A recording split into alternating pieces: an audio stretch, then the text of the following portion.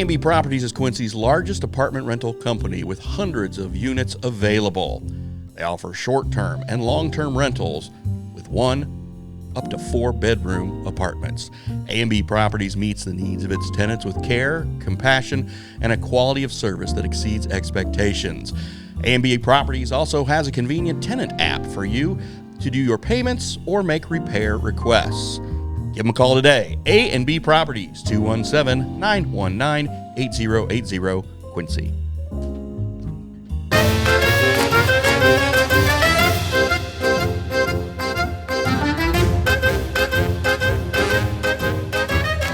It's a real Frankie say pod? Yeah, see? Yeah. Oh, baby. Yeah. So how do I get the pleasure of having Bob Gough jump in? Why?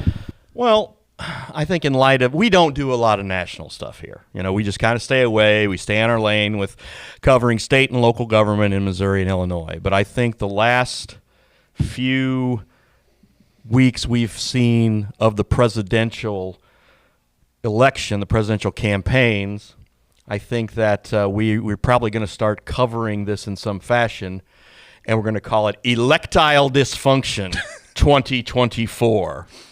So Muddy River, historically, typically is not a big, huge, national politics kind of thing. No. You're saying that Muddy River may just kind of jump in just for fun, just to kind of cover? Probably, yeah. Maybe some Jon Stewart, Bill Maher-ish fun stuff. Nothing too terribly serious, but I think there's some serious stuff to talk about today just because of what is absolutely going on right now and just how bizarre it is. Okay, so this is kind of an emergency Frankie say issue. Yes. All right, so real quick, for you to do this, Yes. I'm kind of white-knuckling it here because it's not very often. A lot of times when you and I are talking, you'll be like, listen, my job, I'm quoting you. Yes.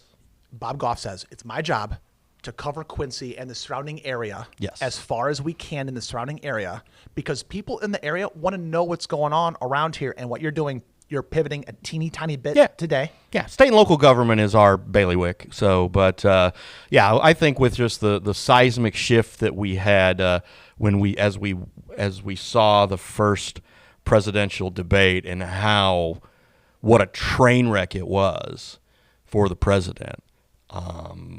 And now with everything that continues to evolve, I just think it's worth a conversation. Okay. So I really like asking you questions because I know I'm going to get good answers. So I made some notes, a couple things. What was did you watch the debate or did you watch? Oh, yeah, okay. I watched it. Did Alex watch it? I am not going to discuss my son's reaction to it because of his position. He did watch it, yes. I just want to know if he watched it. He did, yes. Okay. I always like to hear what he watched it, and then he was home for the break for the 4th, and then he and I watched the Stephanopoulos interview together as I was grilling in the backyard, and we were consuming scotch. Okay. Irish, yeah, it was scotch. Okay. So, was it scotch? Yeah. So are the alarm bells going off? For whom? Let's just talk about for Americans. If you're a Democrat, yeah. Okay. So what was your initial feeling when you watched it? Within the first minute, I was like, Jesus Christ, he's lost. He is absolutely lost. And the 2 shots were damning. Look, let's be honest. I am not the president of the Donald Trump fan club by any stretch of the imagination. I'm not voting for. I don't know who I'm voting for yet, but it's probably not going to be Donald Trump or Joe Biden at this point. So, but it was a train wreck, and all Trump had. For Trump, he was reserved. Now let's be honest. He fibbed a lot. Let's not get any. But Biden, if it wasn't a fib by Biden, it was just a clear misspeak or just didn't know where the hell he was half the time. Do you think Trump realized what was happening in the moment? Oh, yeah. That's one thing. I mean, that's one thing that guy knows. He just let Biden hang himself. I mean, it was just, at that one point when he was, I don't know what the hell he's talking about. Yep, you just said what everybody watching this debate said. And, again, Trump had a slim lead going into this. But then after that, it cratered. And now when you look at the fallout that has happened since, it could possibly affect down ballot races. So, and I listen to a lot of national podcasts on both sides of the aisle. And the Republicans, and to the Trump campaign's credit, they are just sort of sitting, Trump's going and playing golf like he does a lot, and just kind of letting Team Biden drown is what they're doing right now. So Sun Tzu, Art of War. The Art of War, one of the things that guy said was, don't interrupt your enemy when he's making a mistake. Yeah. Yeah, I think think that's what I they're think doing? the Trump campaigns, that's their first thing. It's like, let them flail. Let's just sit here. Our convention's coming up. We're going to announce our VP here probably the end of the week, right before the campaign. It'll get leaked out or whatever. Let's let Team Biden drown here. Then we announce our VP, who I assume is going to be a young, energetic guy. I think it's going to be Vance or Rubio. I don't think it's going to be Doug Burgum. But I think it's going to be. I think J.D. Vance could be the heir apparent in MAGA world. So I think that's going to be their next announcement, and then they're just going to run with it. And saying Tim Scott? Tim Scott's out. No way Tim Scott's getting it. Okay, I don't think. Did he do or say something recently? No, I don't think so. I just don't. But everything I've read and everything I've watched lately, it looks like it's down to Burgum, who's as exciting as that piece of paper. Rubio, who just comes across like a little kid, me too, yes, daddy, and then Vance, who's still new enough to where, even though he got on Trump's bad side at one point, he seems to have gotten back into the good graces, and he's been saying all the right things ever since. So I think it's going to be Vance or Rubio. Out of all of the Never Trumpers, who do the Never Trumpers who are Republicans, who do they want to see him pick? Nikki Haley? The Never Trumpers? Yeah, there are Never Trumpers on the Oh, I Republican know there's Never side. Trumpers. I don't think And they. there's independents who are Never Trumpers. Right. I don't. Like a Bill Kristol maybe, or somebody like that. I don't know who they would want. They would just want somebody. I don't know who their choice would be. It'd probably be Haley, but it won't be Haley. Obviously, it's not going to be DeSantis. They're all just going to kind of wait till their next time around. If there is a next time around, because as we've seen with Donald Trump's ability to control the laws and change them as he sees fit, because he's got the Supreme Court in his pocket, I think if Trump wins, I think he runs for a third term. Well, there's an amendment against that. That's great. You really think that? Absolutely. I think they are going to figure out a way to circumvent that. It'll go to the Supreme Court sometime during Trump's second term, and the Supreme Court will toss it out, and Donald Trump will, if he's alive, will run for a third term if he wins a second term. Well, you have to change the bill of, well, not the bill, you have to change the amendments. You have to go through a constitutional convention process in order for that. The Supreme Court, you're saying the Supreme Court. What if the Supreme Court throws it out? Well, the Supreme Court says, yeah, that's wrong. Look at what they're doing already. Look at everything the Supreme Court's done already. What are they doing? Well, first off, they decided to change Roe. Or rule out Roe and go with something else. Which again, I'm pro-life. I'm pro-life. Constitutional, though. Yeah. Yes. That was a constitutional move. I'm pro-life, so Okay. I'm actually fine with that. Although I still think rape, incest, exceptions, and that though. And But that was constitutional. But the last thing they did with the president, basically, when they cleared the decks on the last decision on the what am I talking? The legality. The immunity. Yes. Yes. The immunity issue. Yes. Okay, because that was a 6-3 ruling. Yes. And we know who the partisan three lines dissenters were. Yeah. So, with everything else that the Supreme Court has done, I have no question the Supreme Court will come up with some way to wiggle around it. If Donald Trump wants to run for a third term, he runs for a third term. So, okay, well, that's interesting. So some of these, I recently checked the Vegas odds website. I went to Real Clear Politics. I don't know if you respect that or not. Oh, yeah, no. It's VegasOdds.com. They're legit, whatever. yeah. Okay. So looking at Trump, 3 to 5 there. We've got, well, let's back up here. Let's take a look at who the Democratic nominee is going to be. Mm-hmm. So for a brief second, last week, you and I had been corresponding, and I go, I think Kamala overtook Biden, but in the actual polls. Mm-hmm. But I think the polls have Biden back up above her. I think. But if you take a look at this, where you've got Kamala here, Yes. and Biden's here. Yes. So Vegas is putting Kamala at the top Yes. over Biden. But the polls now have Biden over Kamala. Do you trust the polls or do you trust Vegas? I think it's fluid right now. I think that it just depends on eventually what happens, because some of the guys who have been very quiet so far have been Chuck Schumer and Dick Durbin. They've been, let's wait and see what happens. I mean, I know the Black Caucus is firmly behind Biden.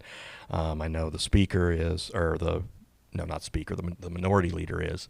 But let's see what happens. You know, will former presidents Obama and Clinton try to weigh in? Will there be some other push? What's it going to take to get President Biden to realize he is not going to win?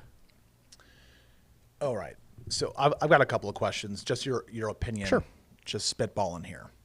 I noticed there are certain factions that really want Biden to stay in the race. So I'll throw out some people. So his family. Well, sure. So then he can pardon his son. So he can pardon his son. Okay. His pardon. And his wife likes being first lady. I mean, okay, that's understandable. Right. So that's the reason why the family, they're like, Dad, honey, you've been doing this for 50 years. You're going to throw in the towel now? This is not the time to throw in the towel. Yeah. Just if you lose, then you lose. Yeah. But you're an American. You're a patriot. You've been doing this for 50 years. Don't give up now. Look at all you've done for this country, right? Okay. Sure. Then you've got Gavin Newsom. I'm gonna put Gavin Newsom and the Illinois governor JB kind of in the same pot, just because I believe they want Biden to stay in the race. Generally speaking, you've got throw Gretchen Whitmer in there too from Michigan. Gretchen Whitmer, got her on my list. I don't know if is it Jared Polis from Colorado and Josh Shapiro from PA? Yeah, they're too new. They're too green. Nobody knows who they are. No, not at all. You know, and again, let's face it. I mean, Governor Pritzker has a pretty significant war chest he can draw from. So Newsom, I mean, California seems to be kind of a shit show. I'm not sure how he would fare on the national stage. I think Whitmer would be very strong, but I don't. All this speculation and all roads go through Harris. There's no way the Democratic Party is going to bypass potentially the first woman of color to be president. There's no way the Democratic Party can toss her aside. How can they? That's their. Can they? They can't. They can't. So if they could get one of those governors, it won't be.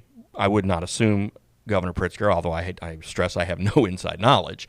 Was one of these governors going to want to step in and be vice president for potentially 8 years because Kamala Harris is a young woman?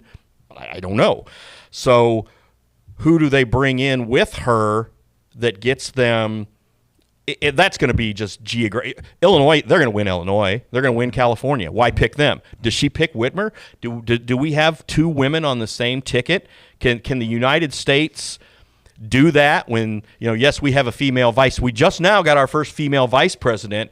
Is the United States ready to double down and show how they are, revolutionary and how, yes, we believe in the ERA and, women rah? Is the United States ready to put two women at the top of the ticket? Are the people ready, or is the Electoral College ready?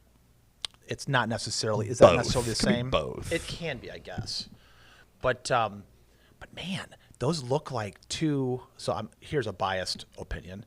That looks like two bad candidates in terms of the general polling. I mean, Gretchen Whitmer is polling very low. Right. I think she's polling. Sure. I mean, the reason why people know that name is because I think during COVID, she really was in the news a lot. Yeah. And there was some crazy things happening with like the kidnapping situation and just her general kind of like Machiavellian like way that she was taking care of the state during COVID. I mean, she was pretty hardcore.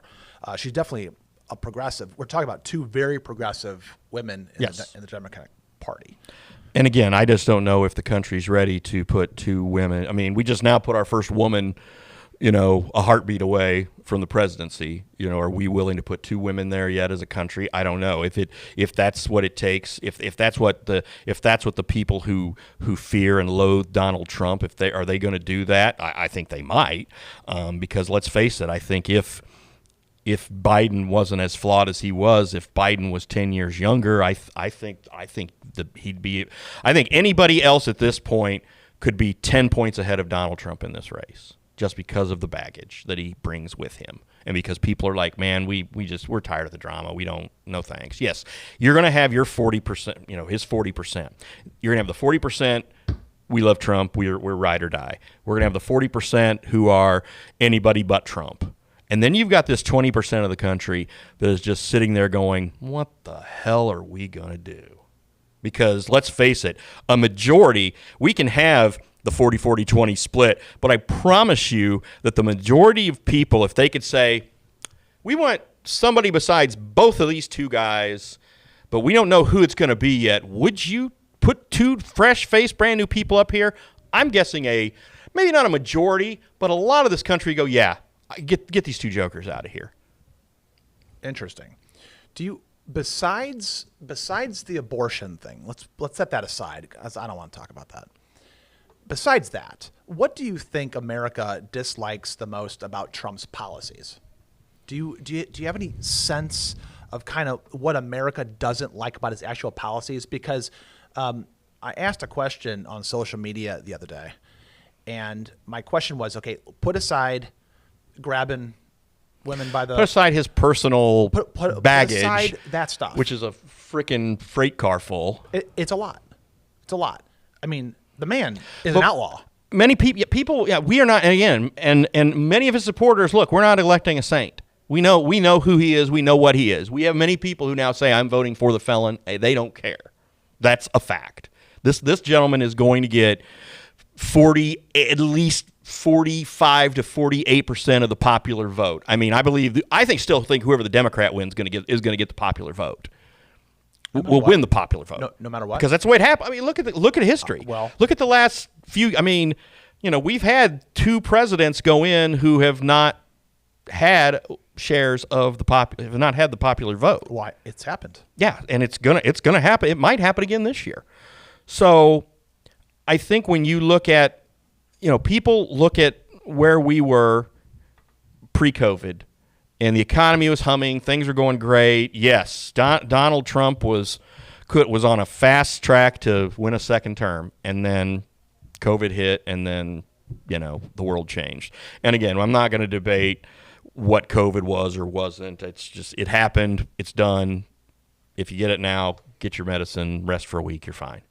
But you look at it now, and when you take away his policies that most people liked, the way the country was trending and going, and then he gets in and he gets 3 Supreme Court justices in who definitely take a hard turn to the right, which a lot of people wanted and a lot of people didn't.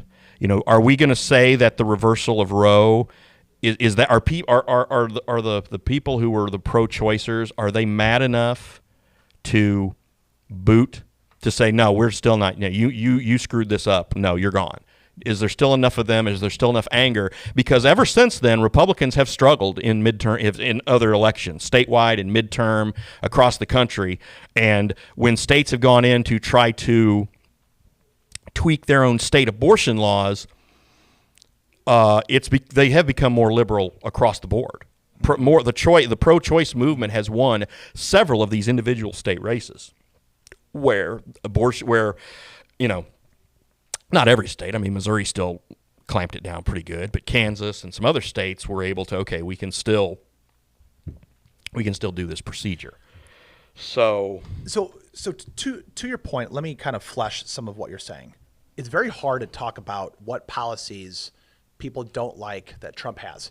So Trump policies, it's very difficult to talk about the policies that people don't like when you pull the abortion thing off the table. Right. Because it seems to me, everybody that I talk to, abortion. They're like, look what he did. It used to be nationwide, you can do this. And then his Supreme Court said, nope. Threw it back to the states. Which is a valid argument to make. But I think the other thing that is still going to come into play is what happened on January 6th. I still think that that's the factor that he still has to wrestle with. Again, the country was trickling along just fine. Yes, he's bad orange man, whatever.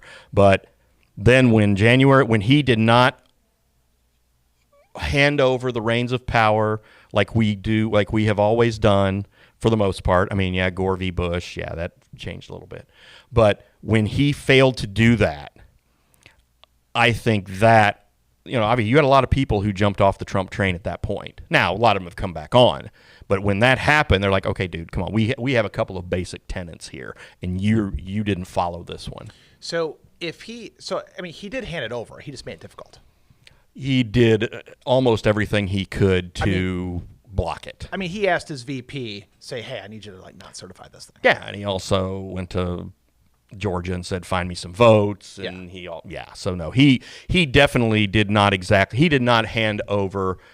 There was no peaceful transfer of power as we've had for 200 plus years. You don't think it was January 6th? That wasn't peaceful. 6th, it was not peaceful. Right. It was that was part of it. So right. I have to admit, it wasn't peaceful. Somebody got killed. Yeah. Some bad stuff. Other people died as a result. But okay. So moving on with that, because the whole insurrection debate, it's definitely it's a side debate that we can talk about later. Do you think that the current president? Do you think he is fully in charge? No, running the country. Not at all. Okay. I don't think he is at all. No, I think that he is suffering from whatever it is, whether it's sundowners or whatever they want to talk about. But you look at his rapid decline. I mean, the State of the Union, he came out, and whether he was all jacked up on Mountain Dew or whatever it was, he gave a pretty good State of the Union address. But after that, he's been sheltered, he's been hidden. They've sort of put him out here. Even in this whole post-debate attempt for them to keep him there, he's still been very controlled. He calls into Morning Joe, and you can tell he's reading from cards. He goes, and anytime he's on the cuff, it's still pretty shaky. They're sitting there wanting a second debate. If you're Trump, I don't think, well, why would I give him a second debate? No way. We're going to let that be the lasting memory. But boy, you talk about putting all your chips on the table to think he's going to do better in a second debate. I mean, the Stephanopoulos interview was rough as well. And Stephanopoulos, again, to the media's credit, they have been going, what the hell? Now, a lot of people are going to say, oh, yeah, you knew this all along, and you turned a blind eye, and blah, blah, blah. Okay. But also, you got to remember, the Democratic Party cleared the decks for him. They had the one joker, Bergen, who ran in the primary, yay. But the Democratic Party cleared the decks so Biden would have no serious competition. At least the Republicans had a real primary. They did.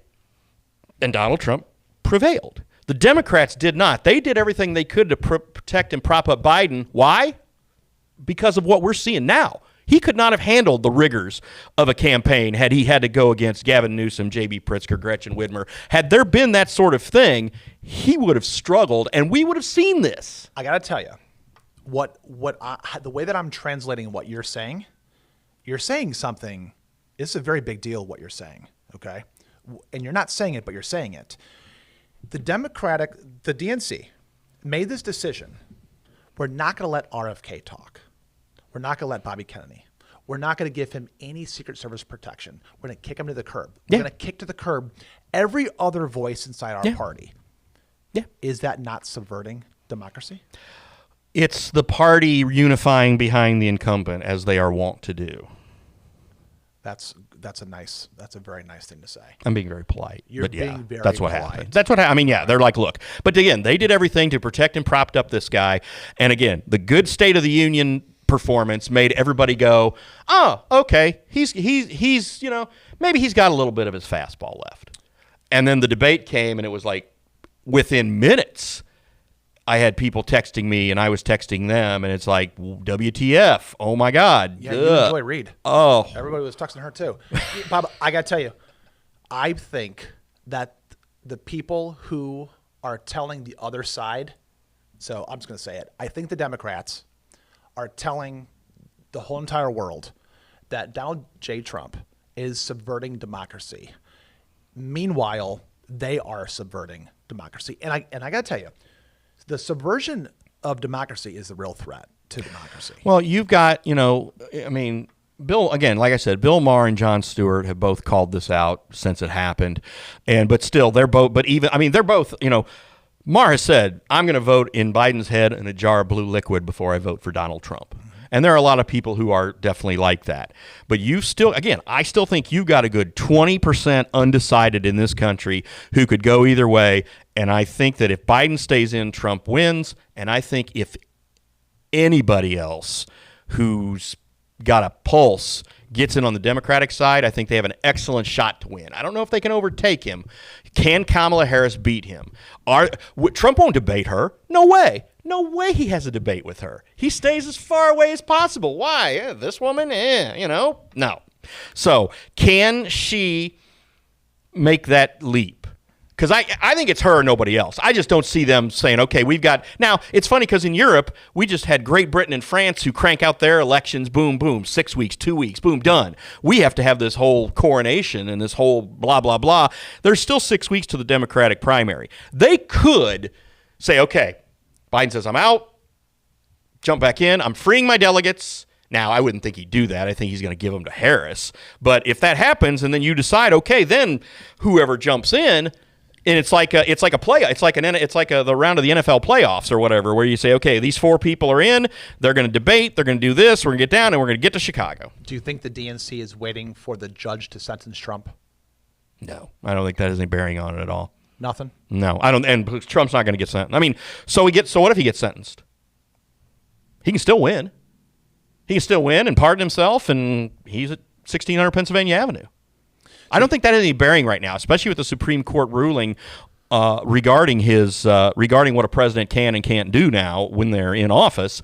Again, under the Supreme Court ruling now, Nixon would have been fine. Don't you think, though? So you don't think Trump can debate Kamala? I don't think why. Why would he? Oh, he gets to talk about how she used to use sex. No, like he on won't. her rise to AG. How can he do that? Because he's being like, the dude paid $160,000 to a porn star. For sex? How can he, or to shush her up or whatever it was? How can he have a conversation accusing another woman of being a harlot or a hussy or whatever? He can't do that. Well, he can just say, "This is what I do. This is what you do. This is the game. This is how we rise to power." He doesn't. He does not believe her to be equal. Therefore, he will not. He won't. No way. I'll bet you a cold beverage right now that there's no way that should Kamala Harris become the Democratic nominee, there will be no other debate. Trump's not going to do any other debates anyway. Why? After what Biden just did? Why? Say, again, I'm just going to throw out names. Say Newsom, Whitmer, Pritzker emerges from the Democratic National Convention. Trump's not going to, he's like, nah. And what are all Trump's people doing right now? Oh, yeah, just, let Biden run. Keep it, yeah. I mean, my gosh, it's not like Donald Trump doesn't play a lot of golf anyway, but all he's had to do since that frickin' debacle was play golf and just say, okay, let's see what happens. I'm gonna get my guy at my convention, then you're gonna have your convention, and your convention's gonna be a bloodbath. It doesn't matter what happens. The convention's gonna be a bloodbath. Even if Biden says, I'm in, and everybody gets in line, the DNC in Chicago is gonna be a complete shit show because you're still gonna have a huge chunk of Democrats who are gonna say, we're screwed. So all of the people who agree with you and I that Biden is not currently running the country. Oh, no. Okay. So I think that's been proven. Let's just take this step by step. We agree that we don't believe that Biden is actually running the country. So then we have to ask ourselves, who is running the country? Okay. It begs the question.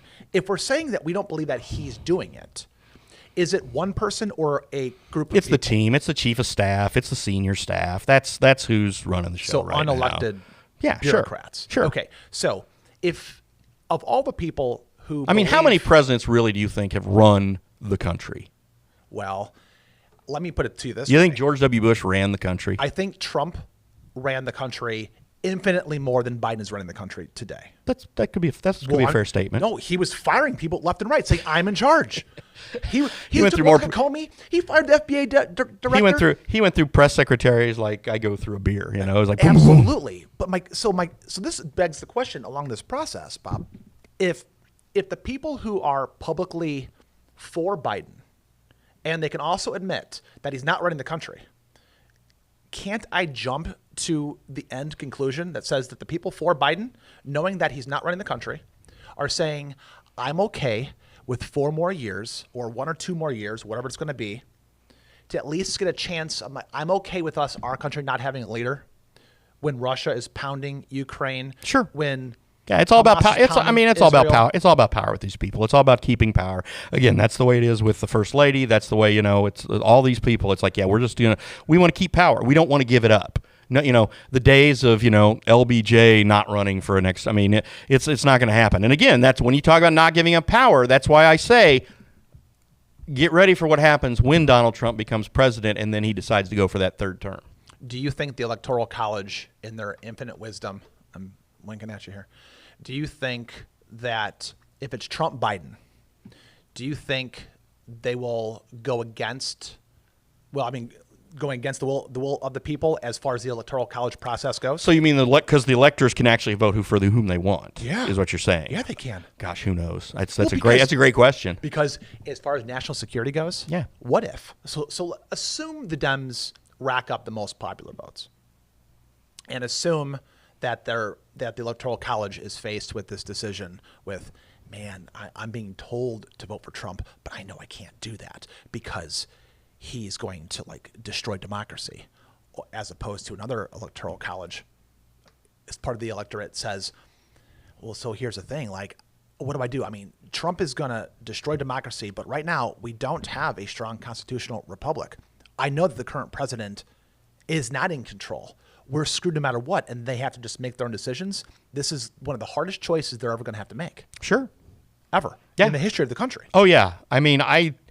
It's complete. And I think that's the kind of stuff that,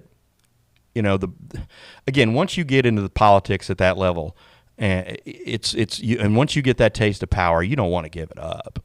So that's the problem right there. The team Biden is just like, we got to do whatever we can to scrape this out, especially the Biden family. And how do we weather this storm? Because it is right now. They are just getting it from all sides, and you've got a president right now who is incapacitated. Again, I don't know whatever shot he got or whatever he did for the State of the Union. I don't know if they ran out of the magic elixir or whatever, but it would have been that'd have been the same thing you'd have done for him for the debate, right? Because that's what I thought. I thought going into the debate, it's like, okay, he did a good State of the Union. He'll handle Trump, and he just, and they're saying, oh well, he went to Europe. He'd been back in Europe for 10 days or something. It's like, you've been prepping him at Camp David for a week for this debate, and he just showed up and just totally whiffed. He Amber Hearded the bed. So how many times in your life have you heard, this is the most important election of our lifetime? We hear it every year. Is this the most important election of our lifetime? We hear it every year. So, it's a strong country. We will figure it out. Not everybody's going to like the end result, but I think we will end up figuring it out. I would hope that the Biden camp would realize do the right thing, because I think at some point Schumer, Durbin, Pelosi, Obama, and Clinton are going to just say, look, pal, we love you. You've had a good 4 years. Thanks for in their opinion, for getting the train back on the rails after the 4 years of Trump. Thank you. But you can't do this. You are going to kill the party.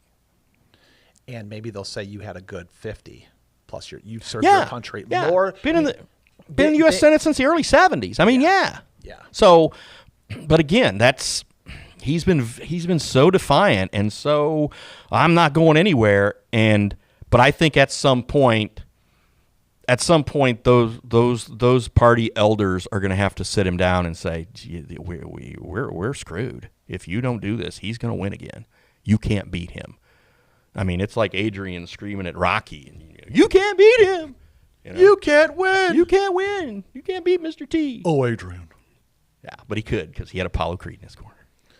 Bob Gough, anything else you want to say about this? No, I just like I said, I think this is, again, we don't do a lot of national stuff, but I thought I thought that would be something that we could talk about here this time, and let's just see what happens. And again, we're a strong, resilient country. I think we will be fine. But irregardless, again, if Trump wins re-election, it's not the end of the world. If Biden wins re-election, it's not the end of the world. We do this every 4 years, and the problem is that the Trump got where he was because Democrats have demonized every Republican since Reagan about how terrible they were, and so it's kind of like the screaming, and you don't listen anymore. You just tune it out, and so that's what happens here.